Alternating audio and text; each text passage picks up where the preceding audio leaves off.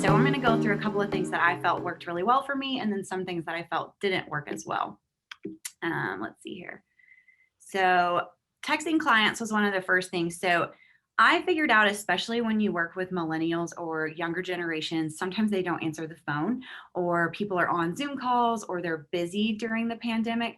But even prior to the pandemic, if it's just a quick question, people are more inclined to respond quickly. If you're like, hey, what time were you going to do this? Or, hey, did you vacuum the floor? Did this get done before the showing? A lot of times quick responses, texting works really great.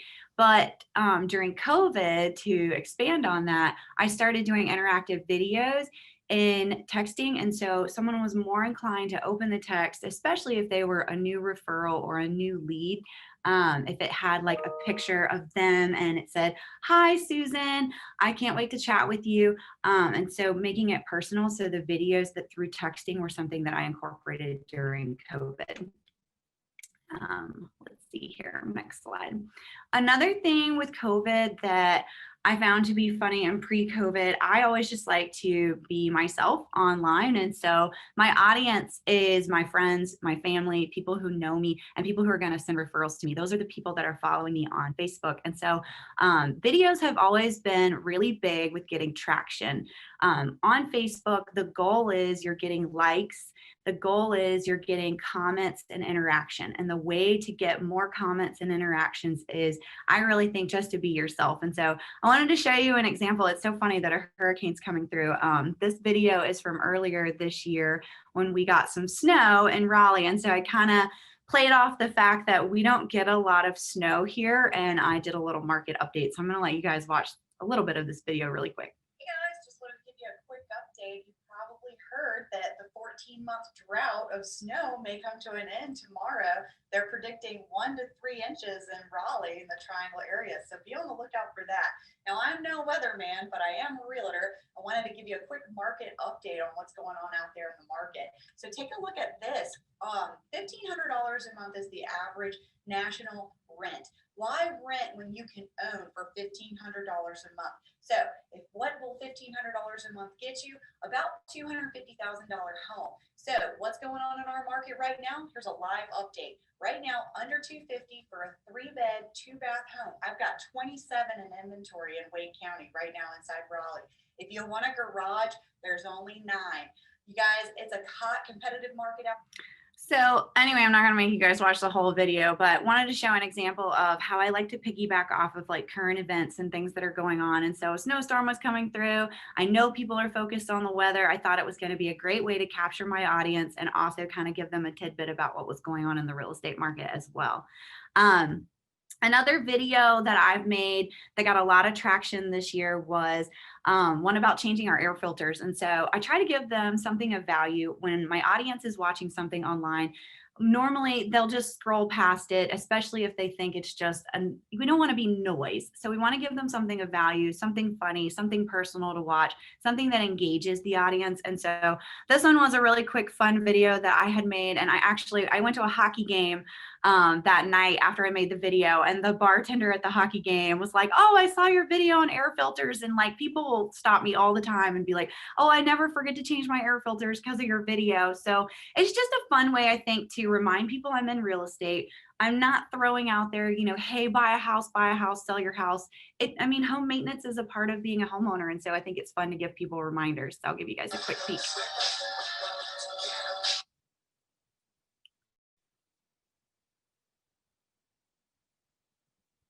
All right, guys, so you saw how easy it is to change your air filters. Here's the dirty one. Here's the clean one. I would much rather breathe this air than this air. Just remember, you should change your air filters at minimum every 3 months. If you have pets like I do, especially multiple animals in the home, it is recommended you change it at least once a month. So it's the first of the month. Here's your friendly reminder to change your air filters. So anyway, just another example of how I try to keep it lighthearted, be personal, be myself in the videos, because people know me, and my audience, again, is the people who love, care, and know me and who are going to send referrals. Cell phone videos, don't be afraid to go live on your cell phone. This one I'm not going to waste you guys' time watching this one, but I was advertising a coming soon listing that I had. I'm literally standing in my gym clothes, dropping off a lockbox and making sure my sign's up. And I'm just doing a quick little video on my cell phone.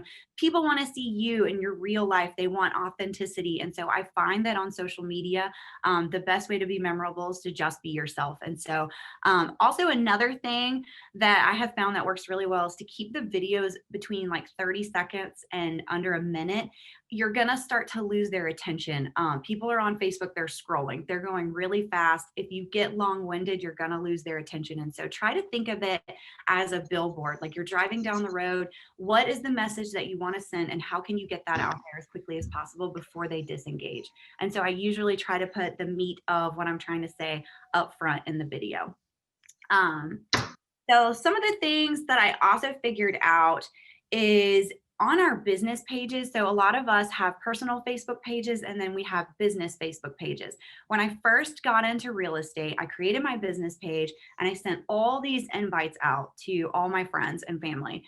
And I figured out that you can only do that one time. So if they didn't accept the business page like then, there's not another way, or at least I haven't figured out another way to remind them to like my business page. So I may have 1,600 friends on my personal Facebook, but I may only have 400 on my business page, just because that's the only traction I was able to get with that initial reminder to like the page. Another thing, I'm not really sure how the algorithms work with Facebook. I recently watched The Social Dilemma on Netflix. And so we know Facebook is a free service. We are the product. So they do have control over how the algorithms work. And so one of the things that I noticed was my goal is to get traction on the post because it's advertising for my business. And you can see here in these two photos that are on the screen, the one on my personal page got 31 likes and loves on Facebook, and the one on my business page got nothing. So I'm noticing as I post on my business page, I just don't think that my audience is even seeing the post. I don't know if it's a metric Facebook's trying to get you to do sponsored posts or sponsored ads, but it was something that I've been noticing over the past couple years. So I just go ahead and post everything on my personal page because that's where my friends are. This person in the picture is one of my personal friends. And so I try to make sure that I'm using my personal page because you're going to get a lot more traction. Another thing, we really love infographics. They're really easy for us to read, but that doesn't necessarily mean that our friends and family and our audience, our sphere of influence, those people that we are attracting to our business, understand what these infographics mean. So I think that it's okay to share these once in a while, but just know that posts like this on Facebook are not going to get as much interaction, because if you're like me, when I'm scrolling on social media, a lot of times I'll see something like this and I don't understand, what does it mean? 895 new listings. How's that relevant to me? And you're going to keep scrolling.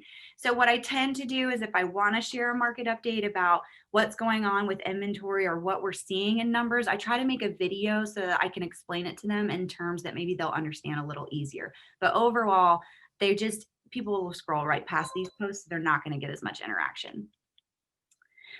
So how have things challenged the way I do business through COVID? So I'm going to go over a couple of methods that I felt like didn't work and did work, in addition to social media too. So I tried to make sure that I didn't ignore that there was a pandemic going on, even though real estate was considered essential business, which I'm so thankful for, and I know a lot of us are. But I wanted to give helpful tips. So this video, you can see like I tried to make a green screen with this little coronavirus icon behind me. And so in the video, I'm giving tips on fun ways that you can interact with your kids, get them to help clean the house, good ways to disinfect your home, and just giving helpful tips that people are in their homes during COVID. And so I wanted to relate to my audience and just remind them to like home safety and what we can do to keep each other safe during the pandemic. So not necessarily constantly saying like buy, sell, invest with me, constantly throwing out that I sell real estate, but it is a reminder. This one was kind of fun. I really wanted to figure out a way to tell my audience that it's okay to still list your property during a pandemic. And so it's this fun little video here. I'll click on it and show you guys this one of me sanitizing homes.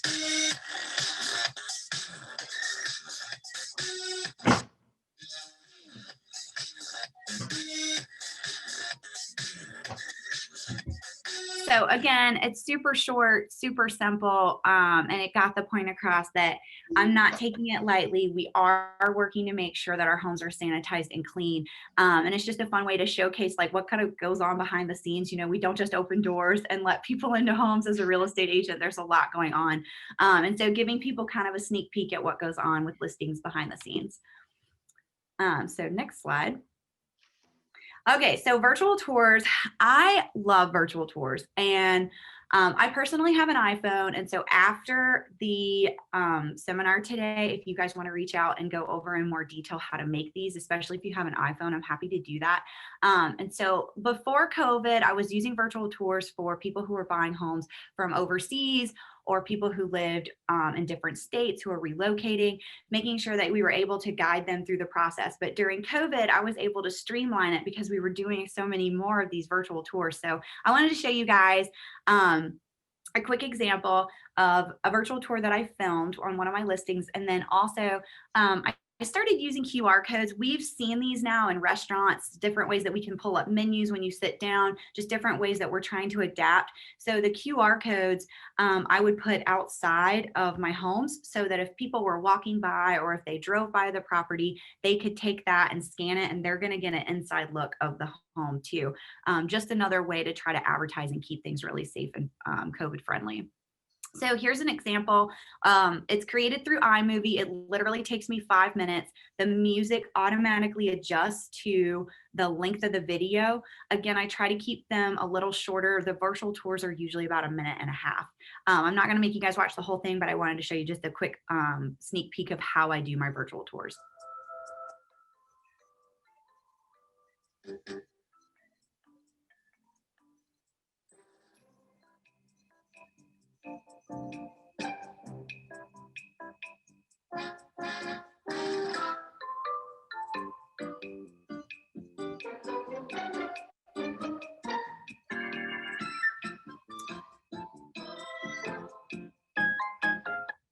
So anyway, they're really easy to film. You can do it all on your iPhone. I go through the home in one take. I do a quick tour through the home, and then I go back, upload the video into iMovie, select audio.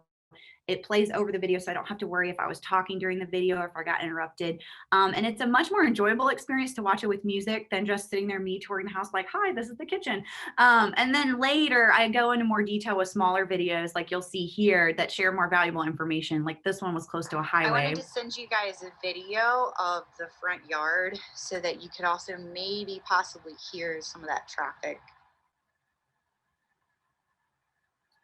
So this was a home that I was showing, and I wanted to make sure that the client understood that there was Highway 40 running right through there, and so that we were, you know, displaying to them certain things that may be factors that they might not want that home. This client actually ended up buying this house, so it worked out really cool. And then I have a video here just displaying like soft close cabinets and stuff. So I'll make smaller videos after the bigger tour to showcase, especially if there was like a leak or something that I really want to point out in the home. But overall, I like to do the quick one first with the music.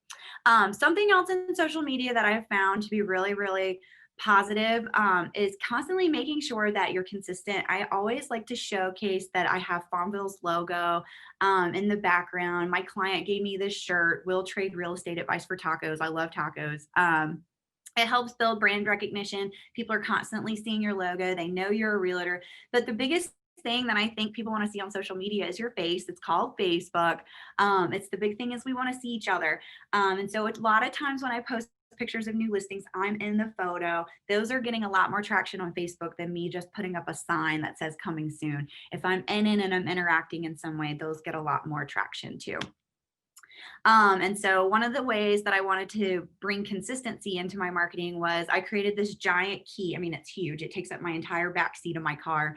And it was just a really fun tool that was recognizable immediately on Facebook. So you can see here, these are some of my clients that are holding this giant key up. I'm involved in my community. I'm on a softball team. I'm on a cornhole team. I've actually sold 3 houses this year for my cornhole league alone. I closed on one this morning. He gave me cornhole bags as a goodbye gift. So I thought that was really sweet.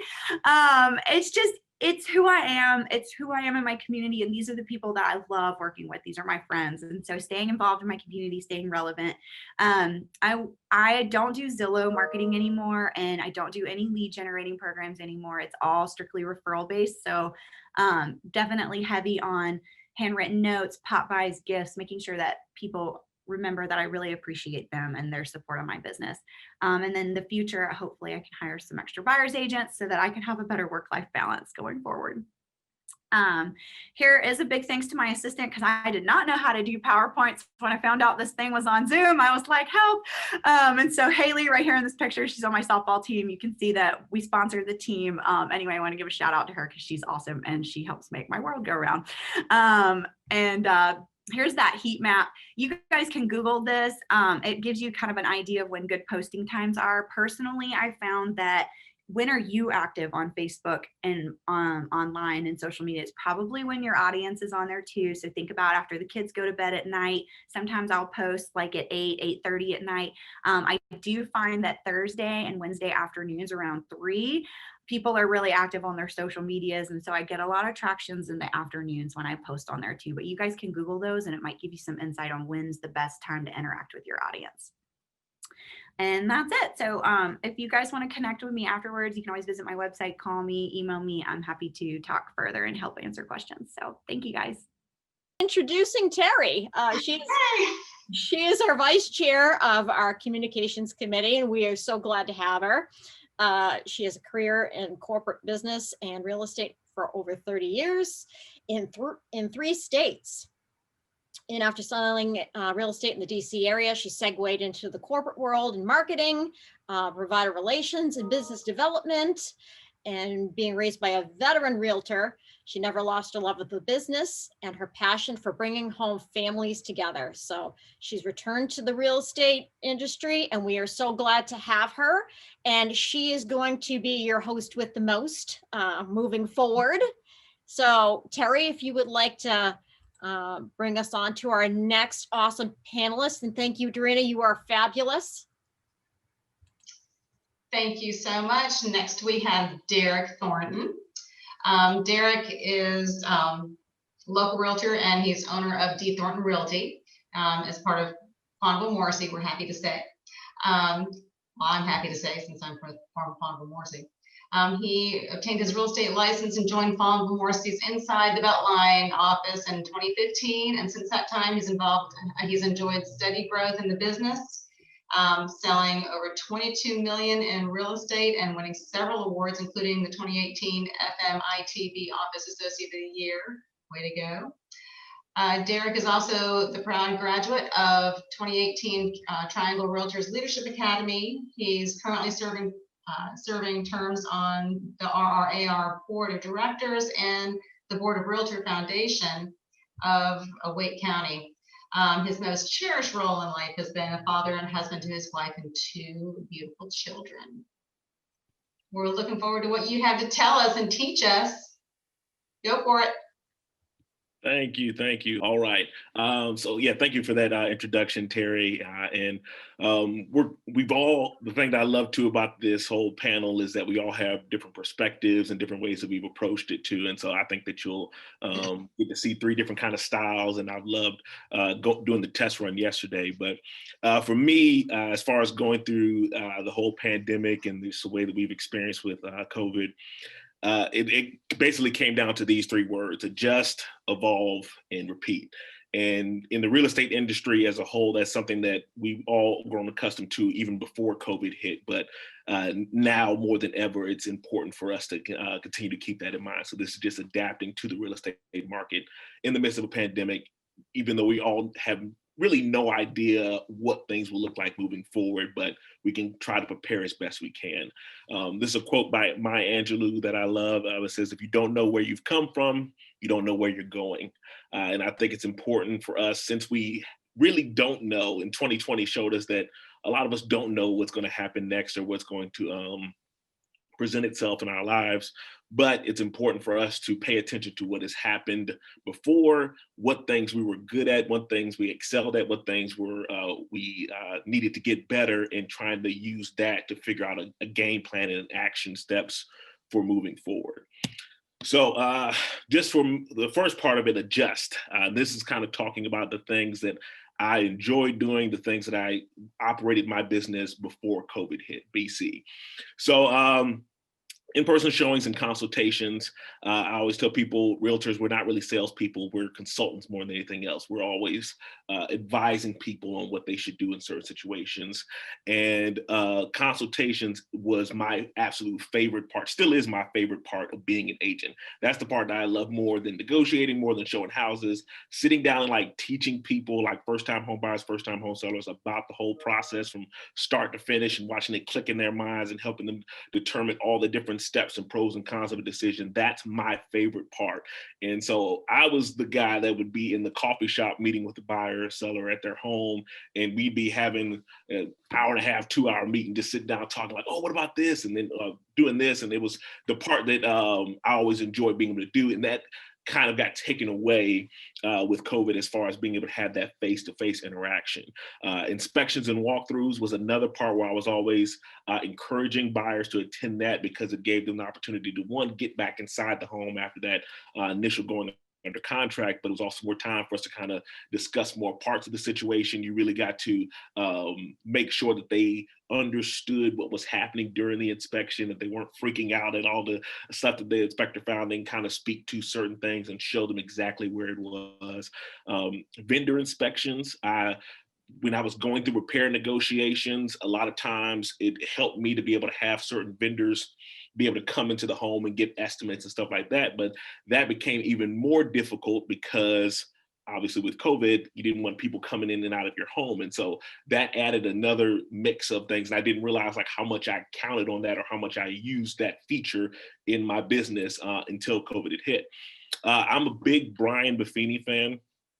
For those of you who don't know, and he one of the things that he is constantly preaching is the power of pop buys, which is basically exactly what it sounds like. You just pop by over to past clients or different friends and families' houses, and you give them gifts or just a little small reminder just to kind of make sure you stay top of mind with them. And that was something that I try to do every quarter, and really found a lot of success. There were definitely people who said they worked with me because I stayed in touch through that option. And there's all kinds of things that you can do to kind of stay top of mind that really don't cost you a ton of money. That was another reason I love pop buys too. I did one where I would buy a Redbox code and I would just print it on like a little flyer, or a little poster or postcard with my contact information, everything on there. And then I would buy the packs of popcorn from the store, and I would take each individual pack of popcorn, tape the Redbox code to it, and then hand it to people as like, hey, this is something that you could take to have a movie night with your family or something like that. And that was something that only cost me a couple bucks, but it was something that went a long way in helping them to remember, like, oh, I remember when Derrick stopped by my house. And so pop buys made a huge difference. Mailers, I didn't do a ton of mailers, but one thing I did do every year, and except for this year, was the football calendars. I knew as soon as I hit the process payment that I would get an alert that the NCAA decided to shut everything down for all sports. And I was like, I'm not going to put myself through that. I didn't know what the football season was going to look like. And so I opted not to do it and figured out different ways, whatever, but mailers were always a huge part. Personal notes always stand out. And then social media videos. I cannot stress the importance of doing videos, just for the simple fact that it's something that many of us have within our capabilities right at this moment. For many of us, you have a phone in your pocket or that you use every day in your business. You can use it for videos. It doesn't need to be professional. A lot of times the professional polished videos don't even get the level of views that most other people get. And so I wouldn't worry so much if yours isn't some multi-$1,000 production or something like that. It's just something simple that you can take your phone out, shoot a quick video, and send it out to your entire sphere of influence or your people that you work with on a regular basis. And so that was always something I use. Networking events, I would constantly go. I was at Raleigh Regional Association of Realtors. I was at their headquarters once or twice a week. I was constantly going to meet and greets, luncheons, new construction communities. Any opportunity to just get out there and meet people was always a huge part of my business, and just how I helped make sure that I was constantly in there. And it really helped me in the business being able to negotiate with certain people if you're in a multiple offer situation. And hey, I remember meeting Derrick, and I've talked to him and I met him. It kind of helps you stand out from the crowd. And so networking was a huge thing.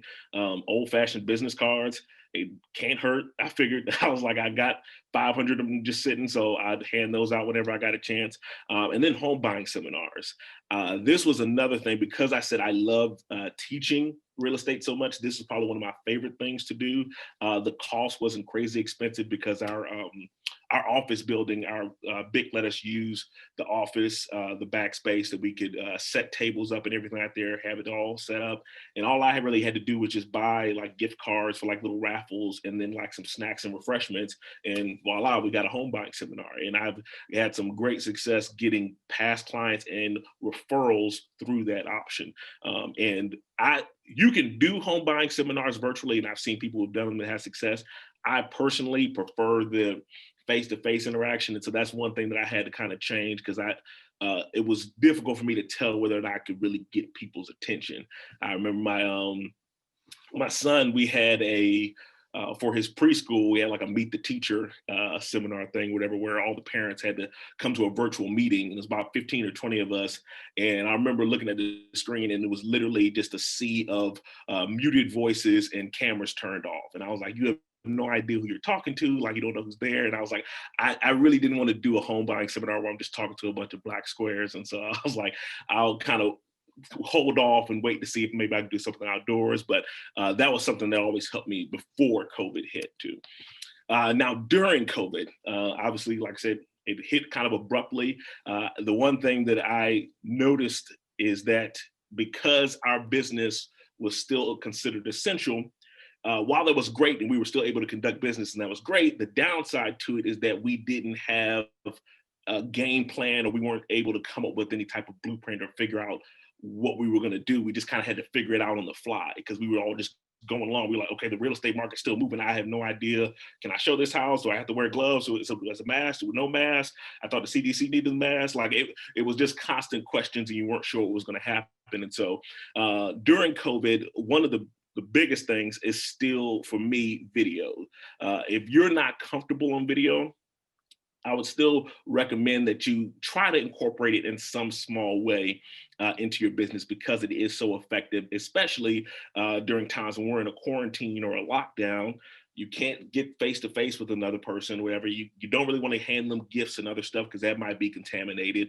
Video was a great way to reach people virtually and still get your message across in a way that helps you show like your body language, your tone of voice. All those things come through in video. And if you're embarrassed or you're not really certain about what to do or say in a video, one thing I would recommend is to do like a virtual tour of a home.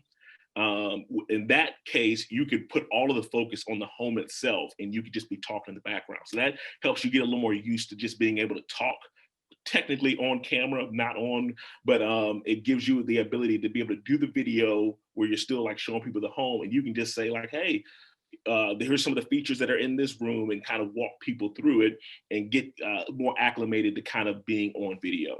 BombBomb is a program that I have used extensively, even more now after COVID has hit. And it's basically a video platform that allows you the opportunity to easily add videos into emails, into text messages. I use it for my monthly newsletter. And the cool thing about it is that not only is it a video, but if you just send somebody like a YouTube video with just a link or an attachment to an email, they're never going to open that up. They're going to think it's some scam or something that's going to put a virus on their computer. BombBomb literally brings the preview, like a 3-second preview of the video in the body of the email. And it does like a loop, a constant loop of the first few seconds. So I have a small little whiteboard like this, and I just hold it up. And I was doing videos yesterday. So I said, for Alex and Kirsty, and I hold this up in front of my face for the first few seconds, and then take it down, whatever. So that way, when they open up the email or they see the text, they immediately think, oh, wow, this isn't some canned email. Like he did this just for me. And so, and the other cool thing about the program is that it also tracks whether or not people open the email, and it'll send you a notification on your phone like, hey, so-and-so opened the email, they click this link, they watch the video. Like, it gives you real-time stats to be able to determine what's most important, what you should leave in, what things you should take out, and what the buyer is really interested in when they open up those emails. The cost of it, I did the monthly one that was about $49 a month. I'm not sure of the you can do it annually as well for a little bit of a discount, but that is a paid service. For virtual appointments and showings, again, I was always worried about having people's attention. And so I've done the virtual appointments and stuff, but I never really enjoyed it as much because I always felt like I was on a time crunch, or I couldn't really tell if I had their attention, or they had the kids running around, jumping in front of the camera and stuff. And so it changed the way that I had to do that. I've only had a handful of people during my time who have bought homes completely sight unseen. And I'd say the couple of times that I have done it, the buyer ended up backing out. I know plenty of people who have done them successfully, but just for me personally, it almost never works out. There's always something that comes up at the last second that they didn't see before. And so I would usually try to do a virtual showing. And then if they still like the home, try and get them inside the property.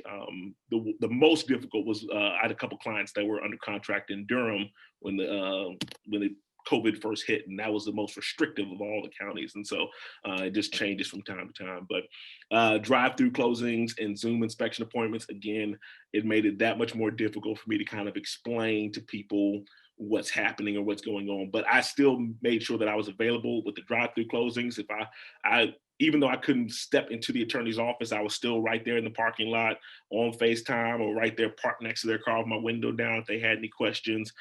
Just always making yourself available. I never wanted my clients to feel like they were alone, or that they didn't have me right there by their side, even if it was virtually.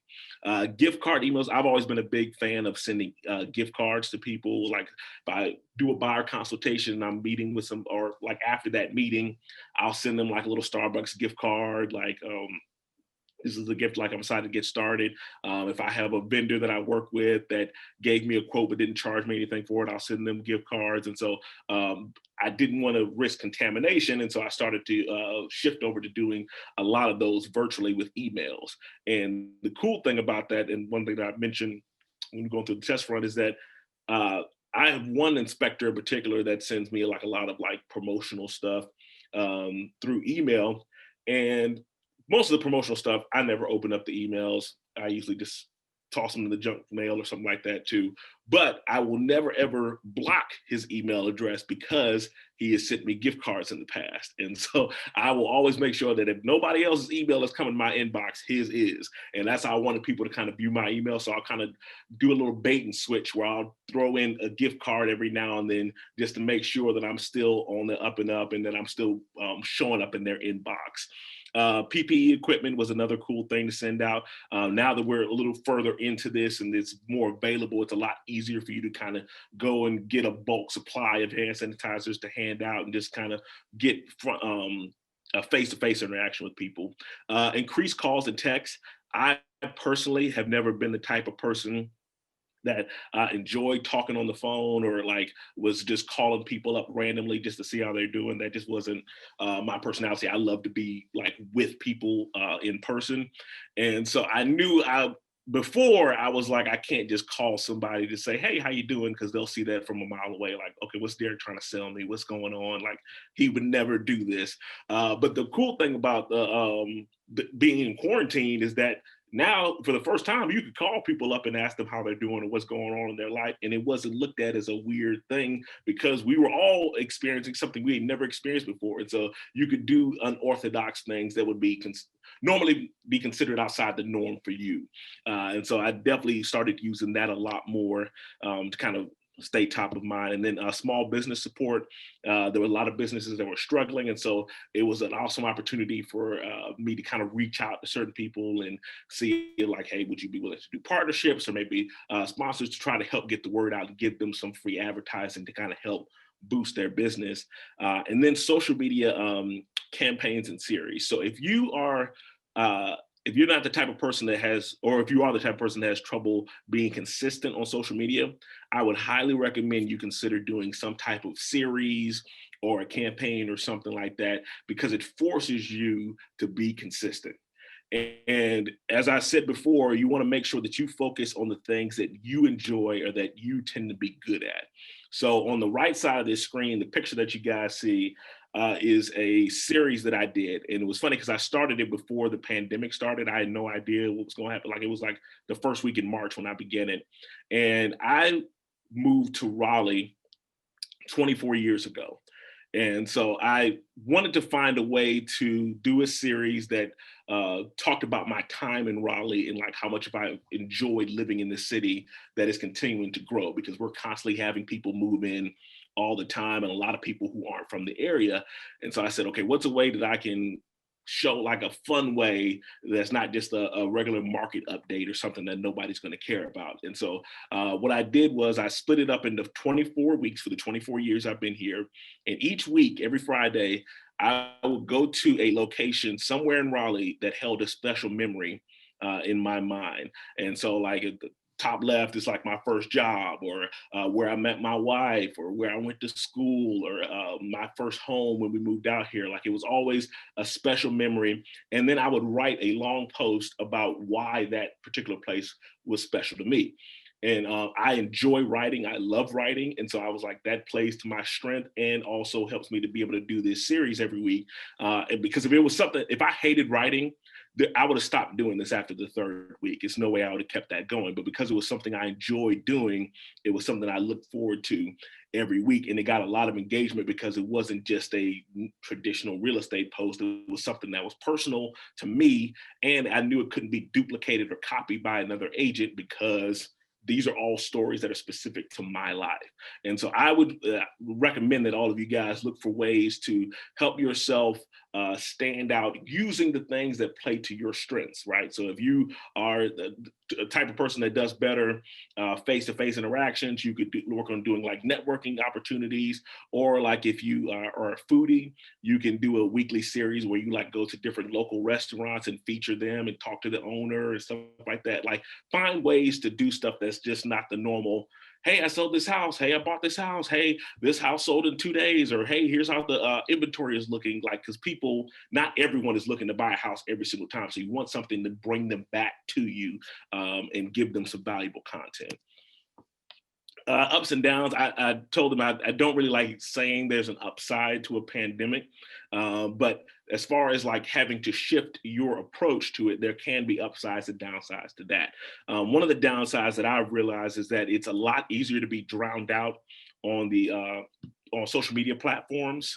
You know, you figure everyone was essentially having to stay at home, and so they all had to start using social media to promote their business, or using online or email campaigns to do so. And when you have that many people flooding to one source to help advertise their market, it's going to be a lot more difficult for you to get your voice out there or be heard, or not be drowned out by all the noise. And so it's a lot more difficult to reach people or to get people to notice your posts or engage with your content now more than ever, I feel.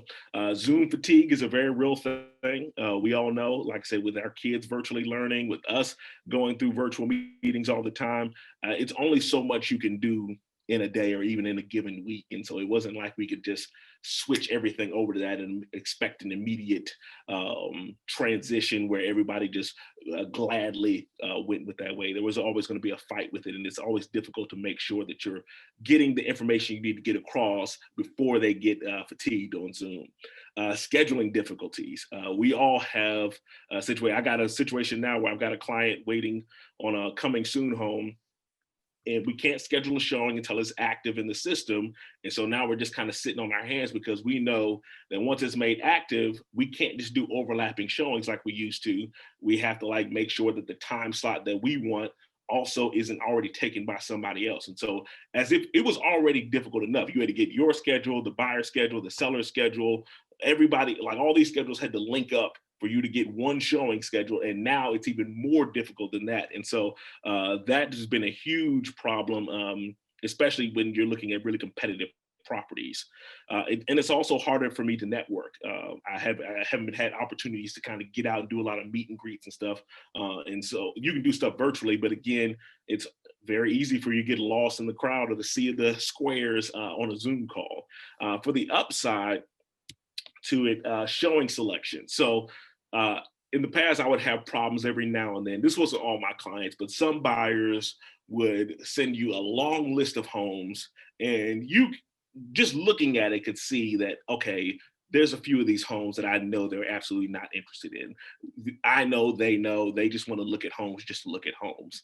But now that COVID has come along, it's helped give me a reason to kind of help steer people and make sure they're a lot more serious about going to see that home, because you're risking contamination, or you're also risking giving contamination to someone else. And so at the start of this, a few months ago, I did a video talking about 8 ways to rule out a home before actually setting up an appointment.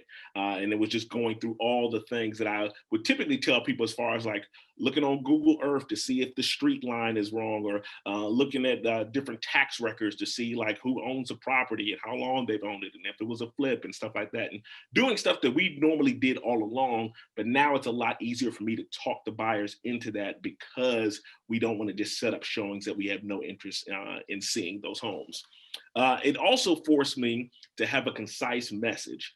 So like I said, with virtual meetings, you don't really have the same attention span that you would have in a face-to-face interaction. And so it forced me to reevaluate my buyer presentation, my listing presentation, and look at all those things to figure out, okay, how can I cut out the fluff? Can I cut out the fat? What are the things that I can take out? Because I only got their attention for so long. So I have to make sure that I'm getting straight to the point, but still giving them time to be able to ask questions and make sure that they understand fully what's going on. And then it also helped me to improve on a systematic approach. You have to make sure that you have systems in place, and now more than ever, because you don't have those opportunities to see them face to face. Oh, I'll just tell you about that when I see you, or anything like that. You have to make sure that they understand every step of the process going into it, because you don't get to see them as much. Another thing too is that it lowers expenses. With gas prices going down, I never thought it would go down below $2. And so you finally got cheaper gas. You're not having to drive as much because you can't go places outside of those showings as much. With webinars, it's cheaper than renting out a building to do it and stuff like that. And so it definitely helped as far as lowering expenses on that end too. Now, moving forward, just kind of where I see things going. Again, like I said, it's all opinionated. We don't really know for sure what exactly is going to happen. But for myself, I definitely see a lot more people becoming technologically savvy. And that's a good thing too, because now a lot of times, I had some clients where in the past, if I told them like, hey, can you guys FaceTime me, or can you look at this virtual showing? They'd have looked at me like I was crazy. Like, I have no idea how to do that, Derrick. But now it's forced people to have to learn how to use these programs, use these apps. And so it definitely helps to streamline our process of helping people buy and sell a lot more, because now you have people who are getting a little bit better technologically and being able to use these different programs. Another thing I see too is I definitely think there's going to be increased competition. For one, the market is doing very well. We know we're due for some type of correction or decline at some point, but for now, the market is doing great, especially in the Raleigh-Durham area. And so I think you're going to see a lot more agents, especially after the pandemic. We were already going to see an influx of agents before, but I think now after the pandemic, when you look at the cost of entering into the real estate business, it's about as low as you can get as far as like starting a business. This is from start to finish. I mean, you could spend less than a couple grand and have a real estate business up and off the ground running, ready to go within a month. You take the class in a couple weeks. And so it's a low cost entry. It's a flexible schedule. The picture over to the right in this slide, I was at a home inspection, and my wife and I had a schedule conflict. And so I had to take the kids with me to the home inspection. I just gave them some tablets and had them sitting in the car, and they were fine, whatever. I don't want to do that again, But the great thing about real estate is that I at least had that option. I used to work at a bank as a teller. I used to work in the restaurant industry. I used to work at a front desk as a hotel. And all of those jobs were super restrictive in what you could and couldn't do on the job. I had to ask for permission just to go to the bathroom. And so I definitely couldn't bring my kids with me and have them just kind of sitting around. And so it makes you a lot more flexible. Even though we all have busy schedules and we're all doing a ton of work, we still have the option to kind of mold and shape our schedule to kind of fit around our family life. And so that's another thing. And then last but not least, it's essential. There were a lot of people who were under the impression that they had a stable career and a stable job. And then COVID came along and took what they thought would never leave away. And so when they saw that a lot of people begin to see that real estate was considered essential, it's like, man, like, I can have a flexible schedule, it's low cost entry. Real estate agents don't do anything really. At least that's what the public thinks. You know, people don't know what we're going through, but they all think that we just put signs in the yards and show a couple houses and walk away with a fat commission check. And so I definitely think that there's going to be a lot more people trying to enter the market as a result, whatever, after this COVID, and seeing that we were still able to operate and still be able to do our business through all of this. I definitely see the work from home trend becoming a lot more serious as far as people searching for homes. I think a lot of the new construction, people are going to kind of focus a lot more on having a dedicated area in the house for a home office. I think people are going to be looking for houses that have a space that they can close off for that. It's going to be a lot more important now more than ever, because people don't know.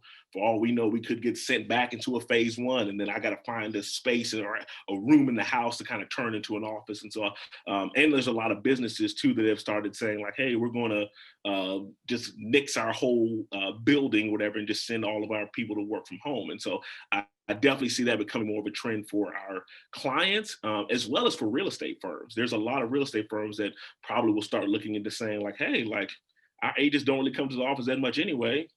Might as well just stop using this business, having them working from home, and that could reduce commission splits. And so it's a lot of interesting conversations that could happen around that. But I definitely think the work from home trend is something that we all need to be paying attention to. And then last, I also think that a lot of this is going to just involve us going back to the basics. Because like I said, it's only going to get more expensive and more difficult for you to make your voice heard on social media.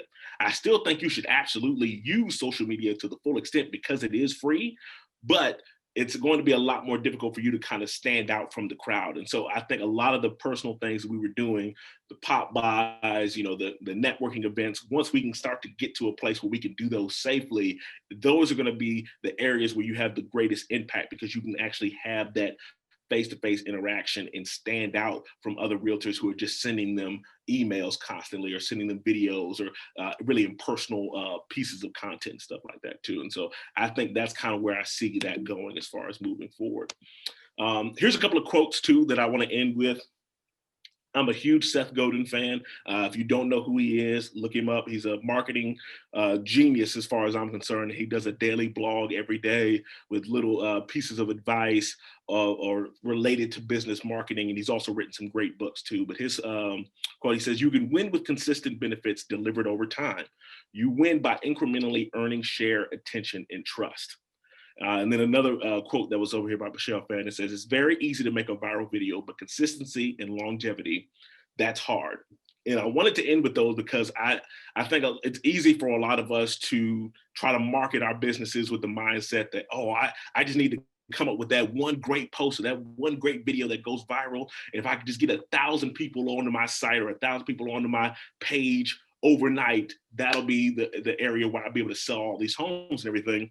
And the thing you have to remember is that while it's great to have an influx of people coming to you or visiting your site or visiting your page, if you don't have anything for them there consistently after that, they're not going to stay. They're just going to leave.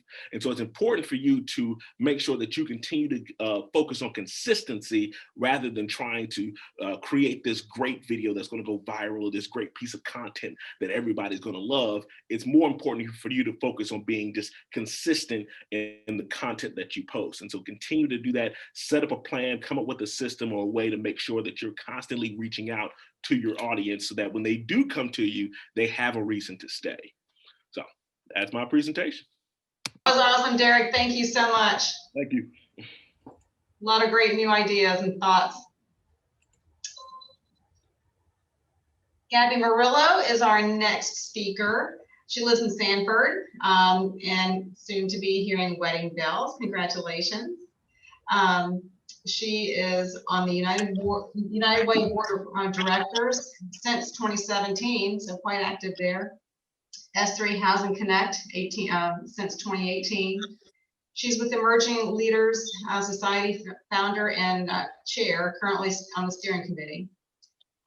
Program director for Women's Council of Realtors for 2 years, and currently Communications Committee, RPAC, Major Investor, Diversity Committee, YP Committee, RRAR, Raleigh Regional Association of Realtors Leadership Class of 2020, Sanford Leadership Class of 2019, Sanford Housing Authority since 2018, Guardian ad litem for the Children's Court Advocate, Sanford Chamber Board of I am losing my mind today. Sanford Chamber Board of Directors, Business and Community Advancement Committee, owner of Tri-River Consultants team of RE/MAX Real Estate Service, and graduate of Sanford Citizens Academy. Quite an accomplished young lady, and we're really looking forward to hearing what you have to tell us. Thank you, Faye. So prior to COVID, what worked for me well was documenting the whole process. So everything you do, putting signs out, listing appointments, home inspections, people, I think, find the journey really interesting because so often they only see, you know, hey, I sold this, and do you have anything to buy or sell? I got a baby goat about 1.5 years ago, and I have 2 now. So she has been very helpful in marketing. Clients ask me to bring her along to my appointments. Professional marketing and 3D virtual tours. People have always liked those. I've always volunteered even before I got into real estate. I've been licensed for almost 2.5 years. But I built a lot of great relationships from volunteering. And so a lot of my business stems from those relationships. Networking events, chamber events, you know, lender events, all of those I loved attending, meeting clients in person often, and also wearing a name tag. I got quite a few leads off of that. So this is just an example of documenting everything. People will start to think that you close way more than you do just because you're always staying top of mind by, you know, posting things pertaining to real estate.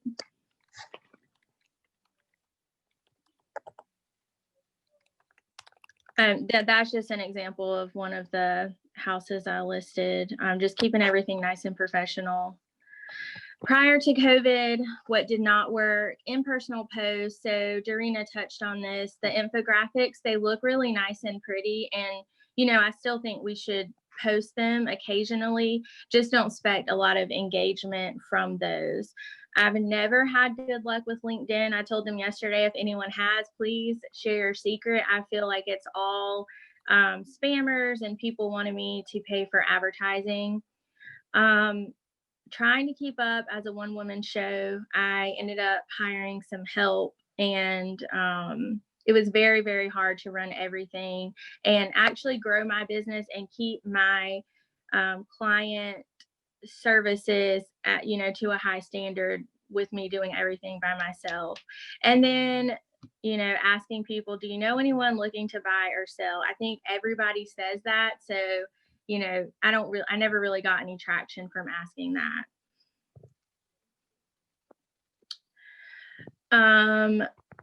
Sorry, I have a little problem with my text, but adapting to COVID.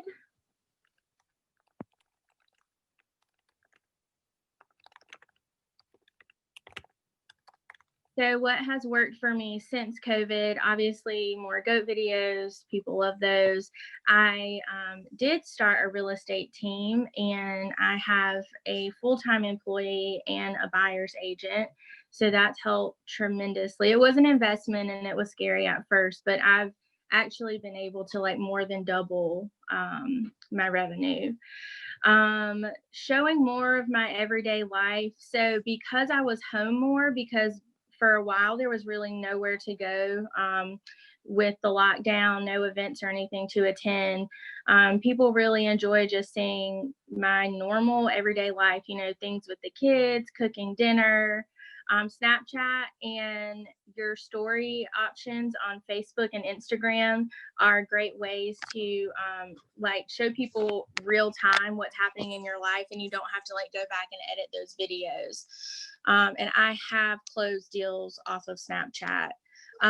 Gifts and thank you notes I've always been a fan of, but I didn't necessarily have time to keep up with them regularly prior to COVID. So now every week I write at least 5 thank you notes and send them out. So just making that a habit. And then, like I said, stronger follow-up because I gain more time in my day. I also started playing around with TikTok. The question that I would have would be for our panelists. From a security standpoint, are you concerned about all the personal information that you put out there about yourselves?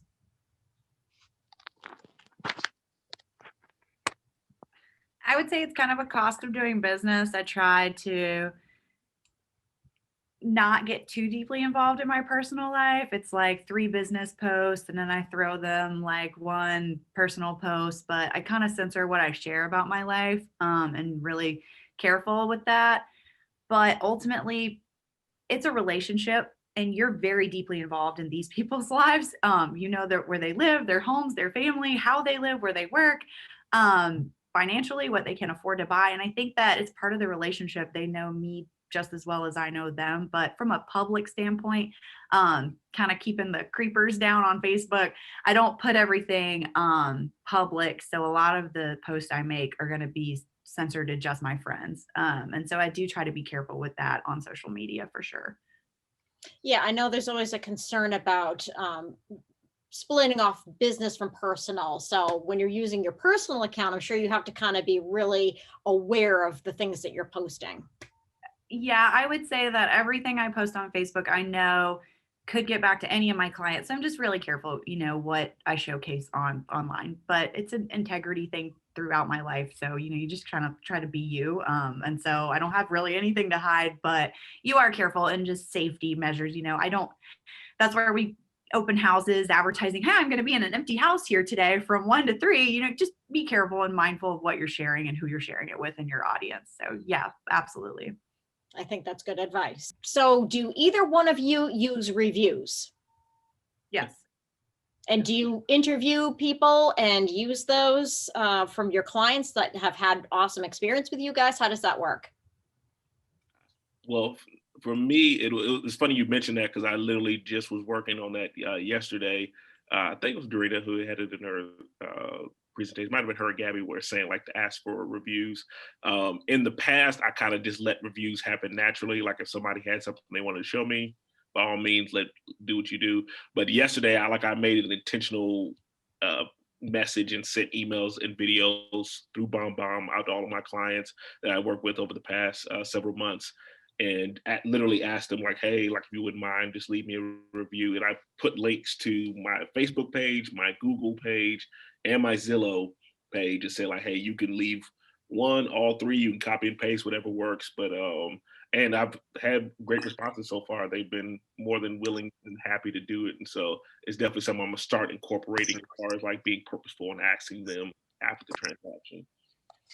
A lot of times, I know this is going to sound weird, but if I'm having a slow week and I didn't put something under contract or I didn't have a closing or I didn't have a tour to show on Facebook, a lot of times I'll just kind of save the reviews that I have and then I'll post them on like a slow week just so that people are reminded I'm still in real estate, kind of gives them something cool from another perspective, not just me talking about myself, which is always awkward. but it does generate business. So the reviews are kind of a nice way if someone else is telling them about you and you're not sitting there talking about yourself the whole time, which is awkward. So I do like to post my reviews publicly. Yes.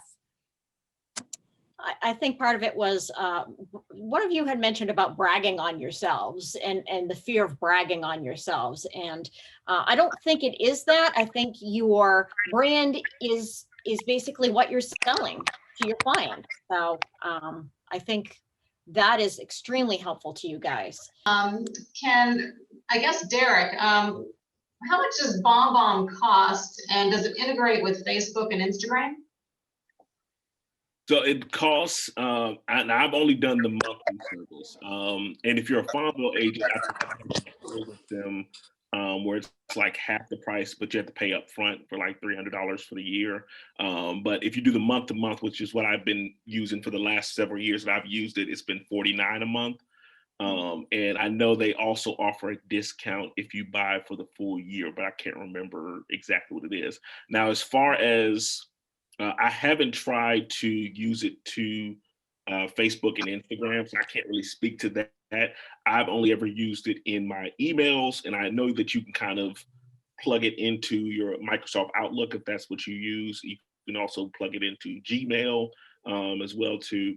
So I've used it in emails, and I've also used it in text messages, but I have not tried to do it on social media. Usually if I have a video that I want to share on both, I'll just take that actual video file and upload it separately into Facebook or Instagram. Thank you. This was a video of my daughter. She called it teaching old people how to use TikTok. It was pretty cute. And then this is just an example. So I kind of do put everything out there. I don't put like personal drama out there, but people always just feel like they know my kids, they know my life because they're, kind of watching my journey. And it doesn't have to be specifically real estate related. This is my team.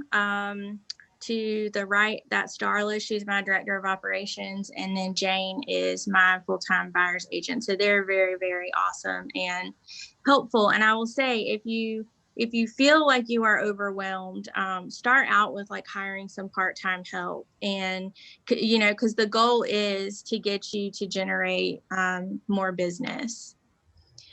I used to think every post had to be perfectly edited with a well thought out caption, but posting real moments in real time allows real people to relate to you.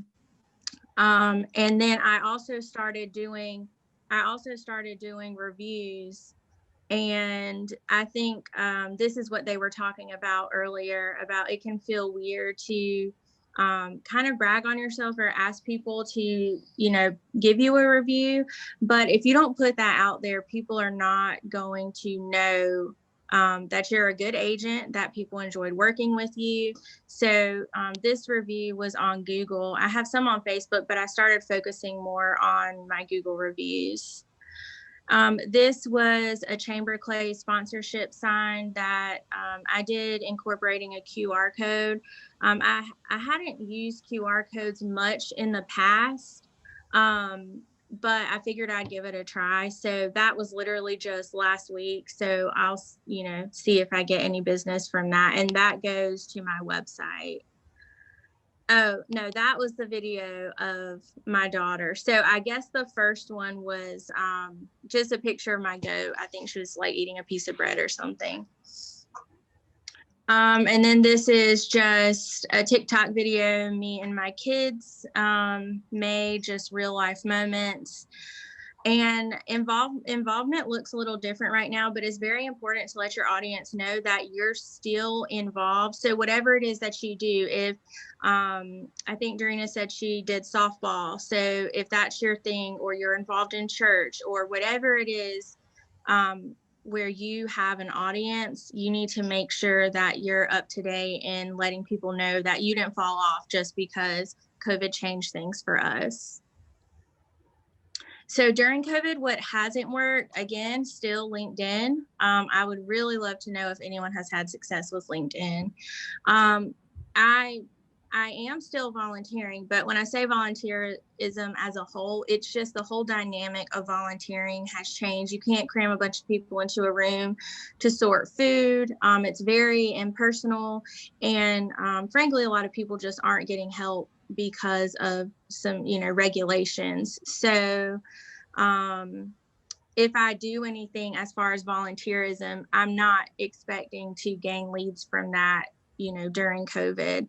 The same with sponsoring events. I have an event budget that I sponsor different things every year that I do just to support whatever that organization is.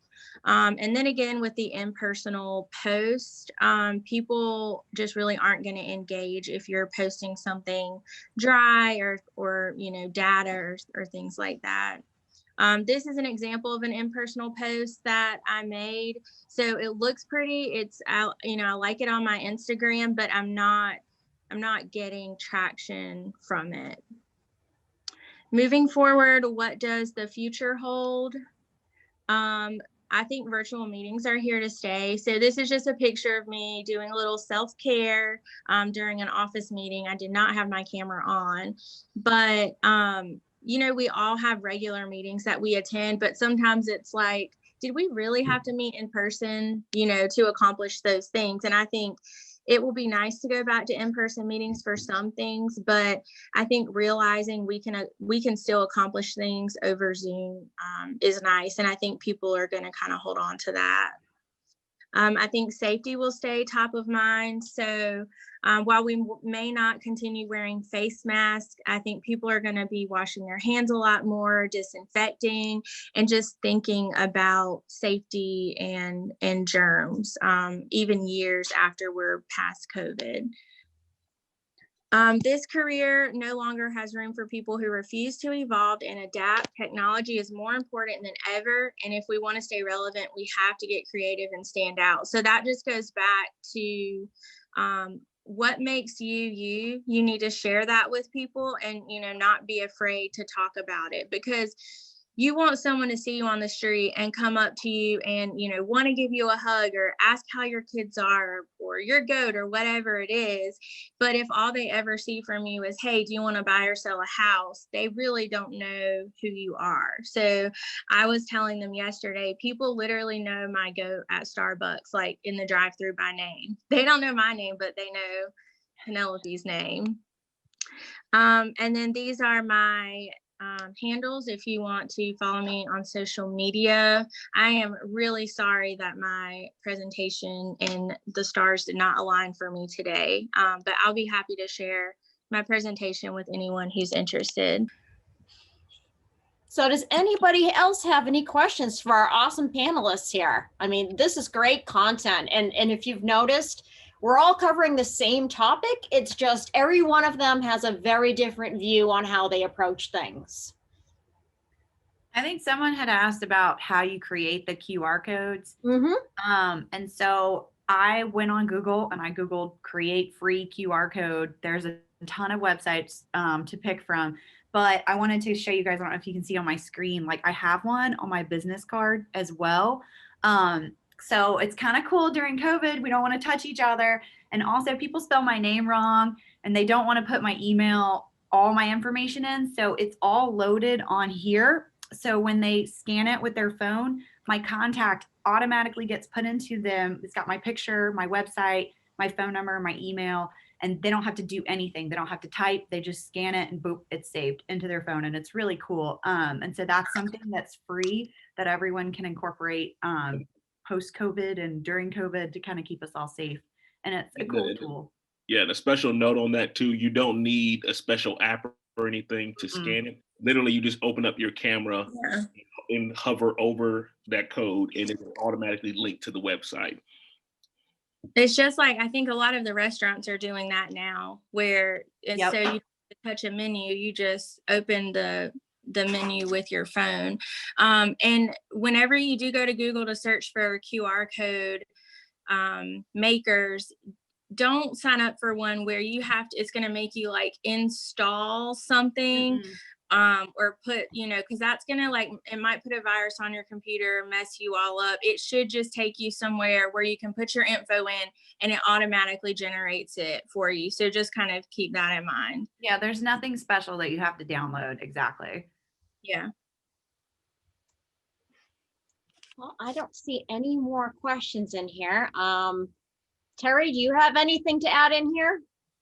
Well, I did have one quick question. I was wondering if the Android, I'm sorry, the QR codes worked with Android, because I have not tried that yet. I have an Android phone, and I had always heard that, or at least got the impression that that was an iPhone thing. It works for both. Before I put them on my business cards, I went around the office and I asked everyone who had Android and Apple phones to scan it to make sure before I printed thousands of these.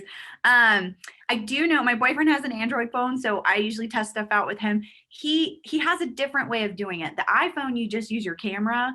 I think Android users are a little different, but it's the same concept. Okay, thank you. I have an Android phone as well. And so I downloaded an app that works with my camera, so I can view it through the camera mode. Oh, okay, thank you. Guys, this has been a wonderful day, wonderful presentation, even amid all of the technical difficulties and challenges that several of us had trying to. We didn't lose power. That's important. No, I did. I did lose power. You did.